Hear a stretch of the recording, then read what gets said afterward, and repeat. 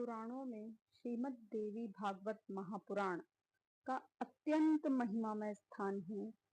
पुराणों की परिगणना में वेद तुल्य पवित्र और सभी लक्षणों से युक्त यह पुराण पांचवा है।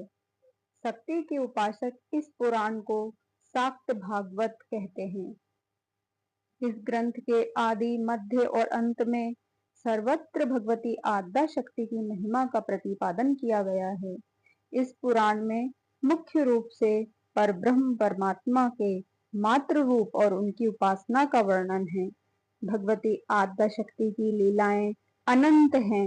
उन लीला कथाओं का प्रतिपादन ही इस ग्रंथ का मुख्य विषय है। संसार में सभी प्राणियों के लिए मातृ भाव की महती महिमा है। मानव अपनी सबसे अधिक श्रद्धा स्वाभाविक रूप से माता के ही चरणों में अर्पित करता है, क्योंकि सर्वप्रथम माता की ही गोद में उसे लोक दर्शन का सौभाग्य प्राप्त होता है। इसलिए माता ही सभी प्राणियों की आदि गुरु के रूप में प्रतिष्ठित है। उसकी करुणा और कृपा बालकों के लौकिक तथा पारलौकिक कल्याण का आधार है। इसलिए मातृ देवो भव, पितृ देवो भव, आचार्य देवो भव, इन श्रुति वाक्यों में सबसे पहले माता का ही स्थान है, जो भगवती महाशक्ति स्वरूपिणी देवी तथा समष्टि स्वरूपिणी संपूर्ण जगत की माता है। वे ही संपूर्ण लोकों को कल्याण का मार्ग प्रदर्शित करने वाली ज्ञान गुरु स्वरूपा भी हैं। वास्तव में महाशक्ति ही परब्रह्म के रूप में प्रतिष्ठित है, जो विभिन्न रूपों में अनेक विध लीलाएं करती रहती हैं। उन्हीं की शक्ति से ब्रह्मा विश्व का सृजन करते हैं, विष्णु पालन करते हैं और शिव संहार करते हैं। अतः ये ही जगत का सृजन पालन संहार करने वाली आदि नारायणी शक्ति है। ये ही महाशक्ति 9 दुर्गाओं तथा 10 महाविद्याओं के रूप में प्रतिष्ठित है। और ये ही महाशक्ति देवी अन्नपूर्णा, जगद्धात्री, कात्यायनी, ललिता तथा अम्बा है। गायत्री, भुवनेश्वरी, काली, तारा, बगला, षोडशी, त्रिपुरा, धूमावती, मातंगी, कमला, पद्मावती, दुर्गा आदि देवियों इन्हीं भगवती के रूप हैं। ये ही शक्तिमती हैं और शक्ति है, नर है और नारी भी हैं। यही माता धाता पितामह आदि रूप से अधिष्ठित हैं। परमात्म स्वरूपिणी महाशक्ति ही विविध शक्तियों के रूप में सर्वत्र क्रीड़ा करती हैं। शक्ति क्रीड़ा जगत सर्वम, संपूर्ण जगत शक्ति की क्रीड़ा लीला है। शक्ति से रहित हो जाना ही शून्यता है। शक्तिहीन मनुष्य का कहीं भी आदर नहीं किया जाता है। ध्रुव तथा प्रहलाद भक्ति शक्ति के कारण ही पूजित हैं। गोपिकाएं प्रेम शक्ति के कारण ही जगत में पूजनीय हुई। हनुमान तथा भीष्म की ब्रह्मचर्य शक्ति, वाल्मीकि तथा व्यास की कवित्व शक्ति, भीम तथा अर्जुन की पराक्रम शक्ति, हरिश्चंद्र तथा युधिष्ठिर की सत्य शक्ति और शिवाजी तथा राणा प्रताप की वीर शक्ति ही इन महात्माओं के प्रति श्रद्धा समादर अर्पित करने के लिए सभी लोगों को प्रेरणा प्रदान करती हैं।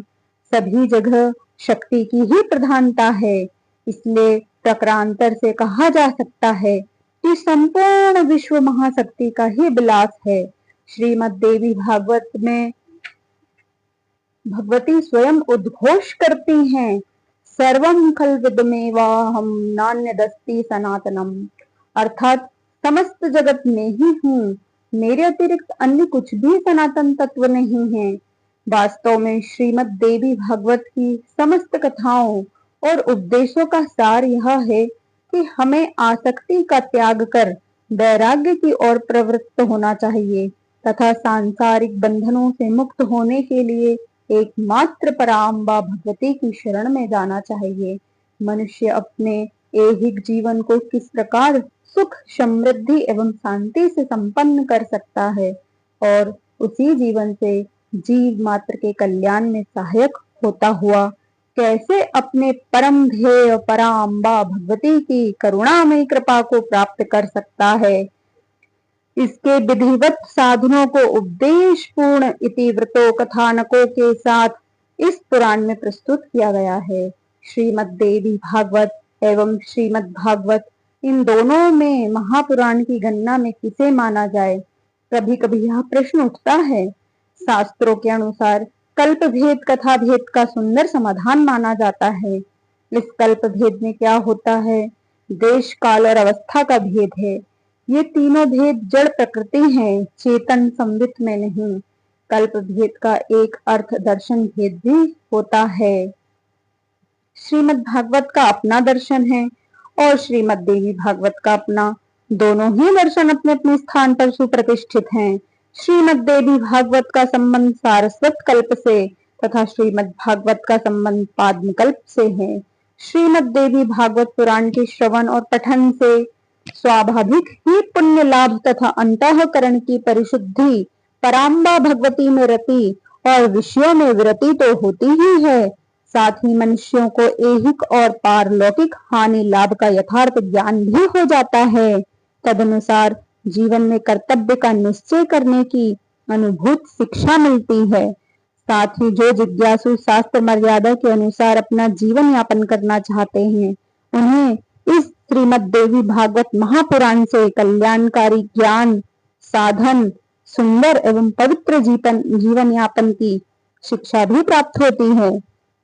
इस प्रकार यह पुराण जिज्ञासुओं के लिए अत्याधिक उपायदे ज्ञानवर्धक, सरस तथा उनके यथार्थ अभ्युदय में पूर्णतः सहायक है। भक्तजनों में श्रीमद् देवी भागवत की कथा एवं पारायण के अनुष्ठान की परंपरा भी है। इसी दृष्टि से श्रीमद् देवी भागवत की पाठ विधि तथा सांगोपांग पूजा अर्चन हवन का विधान प्रस्तुत किया गया है।